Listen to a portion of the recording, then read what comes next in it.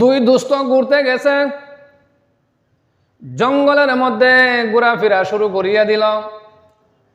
এক দুস্থ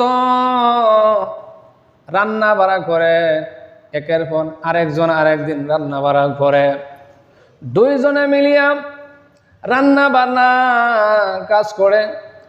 হঠাৎ করে একজন রান্না বাড়া করতেছে, আরেকজন শুয়ে আছে। শুয়ে থাকা দুস্থ ওই রান্না করা দুস্থর দিকে তাকায়া তাকায়া দেখে সোলার আগুন যখন নিভিয়া যায়, আগে সোলার আগুন নিবে না, সোলার আগুন যখন নিভিয়া যায় আমাদের মা বোনেরা কি করে? সোলার মধ্যে ফু দিয়ে আগুন জ্বালায়, ঠিক কিনা? সোলার মধ্যে ফু দিয়ে আগুন জ্বালায়। ভাবারি ওই দুস্থ এই দুস্থরে তাকায় দেখে আগুন যখন নিভিয়া যায় তখন আর সোলার মধ্যে ফু দেয় না। ফু না দিয়া দুস্থ তাকায় দেখে দুস্থের হাত দিয়া সোলার ভিতরে হাত ঢুকাইয়া আগুনরে নাড়াছাড়া করে। দুস্থ উঠিয়া পড়ছে, দুস্থ দেখিয়া লাইছি। কি দেখছ? দুস্থ আমি দেখছি আগুন যখন নিভিয়া যায়, দুস্থ তুমি আগুনের মধ্যে ফু দাও না, আগুনের ভিতরে তুমি হাত ঢুকাইয়া দাও, হাত ঢুকাইয়া আগুনকে নাড়াছাড়া করো। দুস্থ আগুন তোমাকে প্রশ্ন করে না, দুস্থ তোমার হাতও ফুরে না, কারণ কি? দুস্থ জানতে চাই। বলল দুস্থ দেখেই যখন ফেলেছ তাহলে শোনো দুস্থ, এটা আমার কোনো কারামতি নয়, এটা আল্লাহওয়ালা একজন ফরহেজগার মুত্তাকি মুমিনার দোয়ায় হয়েছে।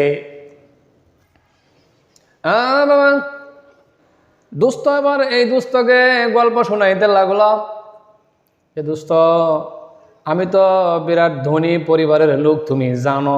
হ্যাঁ জানি। দুস্থ আমার বাবার টাকা পয়সার অভাব নাই, কিন্তু আমি হয়ে গেলাম মানুষ, মদ খাই, জুয়া খেলি, গাঁজা করি, ফেন্সিডিল, ইয়াবা, বাবা, আরো কত কি, ঠিক কিনা? কত রঙের কত কি। দোস্ত আমার বাবার টাকার অভাব নাই, আমার বাবা ধনী, আর ধনীর ব্যক্তির সন্তান হইলাম আমি, আমার টাকা পয়সার কোনো অভাব নাই। দোস্ত আমাদের বাড়ির একদিনের ঘটনা, দোস্ত আমাদের বাড়ির ছাদের দোতলার মধ্যে আমি বসিয়াছিলাম, হঠাৎ করে তাকায়া দেখি আমাদের বাড়ির সামনে দিয়া একটা পর্দা ফসিদার নারী যাইতেছে, মেয়ে যাইতেছে। আমি মনে মনে চিন্তা করলাম তার সঙ্গে ভালোবাসা মহাব্বত পয়দা করলে কেমন হয়। হ্যাঁ সেনা দোস্ত, আমি না সিনেমা আই লাভ ইউ মার্কা, হ্যাঁ তো আর আই লাভ ইউ মার্কা না, হ্যাঁ হইল পর্দা মার্কা। দোস্ত আমি অনেক চেষ্টা করলাম, চেষ্টা করার পরও যখন পারি না, আমার বাবাকে আমি বললাম, ও বাবা, এই পাশের বাড়ির অমুকের মেয়েটাকে আমি বিবাহ করতে চাই। আমার দোস্ত বাবা আমার বিবাহের প্রস্তাব নিয়ে গেল এই ফর্দা মহিলার বাড়িতে, এই মুমিনা মহিলার বাড়িতে। দোস্ত দাওয়াত নিয়ে গেল, দাওয়াত নিয়ে যাবার পর দোস্ত বাবার দাওয়াত রাখে নাই, বরঞ্চ আরো অপমান করে থারাইয়া দিছে। কারণ আমি যে লোকটা খারাপ ছিলাম, ভালো ছিলাম না, প্রতিবেশী তো জানে, ঠিক কিনা? প্রতিবেশী জানে। আমার বাবাকে অপমান করে তারাইয়া দিল। দোস্ত কিছুদিন পর এই মেয়েটার বিবাহ হয়ে গেল। এই মেয়েটার বিবাহ হওয়ার পর মেয়েটার 3টা সন্তান হইল। ঘটনাক্রমে আমার আল্লাহ তাআলা এই মেয়েটার স্বামীকে একটা রোগ দিল, রোগে আক্রান্ত হইল। দোস্ত রে, এই মেয়েটার 3টা সন্তান রাইকা এই মেয়েটার স্বামী মারা গেল। ও দোস্ত, কিন্তু এমন এক সময় আসলো রে দোস্ত, তখন দুর্ভিক্ষের সময় রে দোস্ত। দোস্ত এমন সময়, যে সময় স্বামী মারা গেছে, এমন সময় দুর্ভিক্ষ চলতেছে। কিতা চলে? দুর্ভিক্ষ চলতেছে রে দোস্ত, দুর্ভিক্ষ চলতেছে। আমার বাবার টাকার অভাব নাই, আমাকে বাবা দাওয়াত দেওয়া, আমাকে বাবা দায়িত্ব দিল যে আজকে অমুক জায়গায় ত্রাণ দিবি, আরেকদিন অমুক জায়গায় ত্রাণ দিবি, আরেকদিন অমুক জায়গায় ত্রাণ দিবি। দোস্ত বাবা আমাকে কাজের মধ্যে লিপ্ত করিয়া নিল। দোস্ত আমি এক এক দিন এক এক গ্রামের মধ্যে ত্রাণ দেই। দোস্ত ঘটনাক্রমে এই যে আমার মা সুকার যেই গ্রামে বিবাহ হয়েছে সেই গ্রামের মধ্যে ত্রাণ দেওয়ার তারিখ। দোস্ত আমি ত্রাণ নিয়ে গেলাম, ত্রাণ দেওয়া শুরু করলাম। লাইনের মধ্যে ওই মেয়েটাও আসিয়া দাঁড়ায় গেল। দোস্ত ও দোস্ত, আমি ঘটনাক্রমে পর্দার আড়াল থেকে ফাঁক দিয়ে মেয়েটাকে দেখে চিনে ফেললাম। আমি জিজ্ঞাসা করলাম, তুমি কি অমুক না, আমাকে কি চেনো?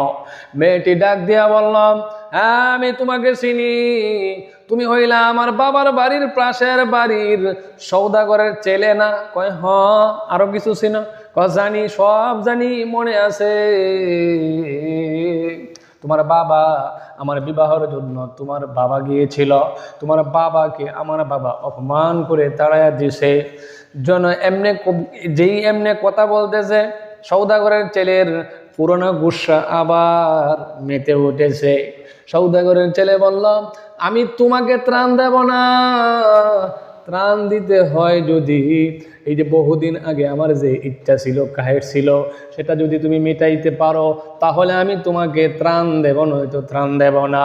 এই মহিলা পরেজগার আল্লাহওয়ালা মুত্তাকি মহিলা সন্তানদেরকে নিয়ে চলে যাইতেছে আর বলতেছে, তোমার ত্রাণের কোনো প্রয়োজন নাই, আমি আমার ইজ্জত বিক্রি করে ত্রাণ নিব না, খাবার নিব না। আমার ইজ্জতের বিনিময়ে অনেক অনেক আমার আল্লাহ দয়ার মাওলা, আমার আল্লাহ যদি আমাকে না খাওয়ায় আমি খাবো না, তারপরও আমি ইজ্জত বিক্রি করব না। মেয়েটা সন্তানদেরকে নিয়ে চলে যাইতেছে রে বাবা। মেয়েটার একটা সন্তান কথাও বলতে পারে, বলতেছে, ও মা,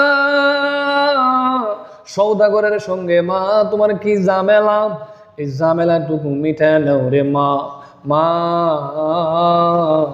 সমস্ত মায়েরা খাবার নিয়ে যাইতেছে মা, কিন্তু তুমি খাবার নেও না মা, সৌদাগরের সঙ্গে তোমার কি ঝামেলা চলতেছে গো মা। মা, হয় সৌদাগরের সঙ্গে ঝামেলা মিঠাইয়া খাবার নিয়ে নাও, নয়তো মা মা হইয়া তোমার হাত দিয়া আমাদেরকে গলা টিপে হত্যা করে ফেল। তারপরও ক্ষুধার যন্ত্রণা সহ্য হয় না রে মা। সৌদাগরের ছেলে এই কথাগুলি শুনতেছিল আর মুচকি মুচকি হাসে। মেয়েটা আবার পর্দা মেয়েটা আবার আগাইতে লাগলেন।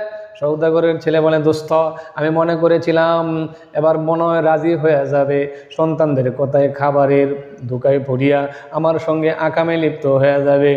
দোস্ত, কিন্তু কয় না, এই মেয়েটা আমার কাছে আসিয়া বলতেছে,